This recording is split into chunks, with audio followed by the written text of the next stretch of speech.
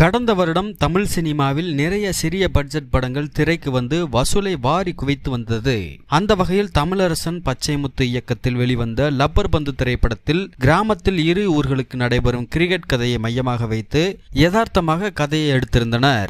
இதில் அட்டகத்தி தினேஷ், ஹரிஷ் கல்யாண், சுவாசிகா, சஞ்சனா கிருஷ்ணமூர்த்தி ஆகியோர் தங்களுடைய அற்புதமான நடிப்பை வெளிப்படுத்தியிருக்கிறார்கள். காதல், குடும்பம், விளையாட்டு, காமெடி என பலவித உணர்ச்சிகளை மிக அருமையாக இயக்குனர் காட்டியிருப்பார். இந்த படத்தின் மெகா வெற்றி மூலம் படத்தில் நடித்த எல்லோருக்கும் அடுத்தடுத்து பட வாய்ப்புகள் குவிந்து வருகிறது. இந்த நிலையில்தான் படத்தில் கெத்து தினேஷுக்கு மகளாக நடித்த சஞ்சனா கிருஷ்ணமூர்த்தி தற்போது இயக்குனராக அறிமுகமாக உள்ளார். இவர் ஏற்கனவே கமலஹாசனை வைத்து மணிரத்னம் இயக்கும் தக்லைஃப் படத்தில் உதவி இயக்குனராக பணிபுரிந்துள்ளார். இவருக்கு ஆரம்பம் முதலே நடிப்பதை தாண்டி இயக்குனராக வர வேண்டும் என்பதுதான் கனவு. நடிகர் கவினை வைத்து ஒரு படம் இயக்கப் போவதாக தகவல் வெளியாகியிருக்கிறது. கூடிய விரைவில் இது குறித்து அதிகாரப்பூர்வமான அறிவிப்பு வெளியாகலாம் என எதிர்பார்க்கப்படுகிறது.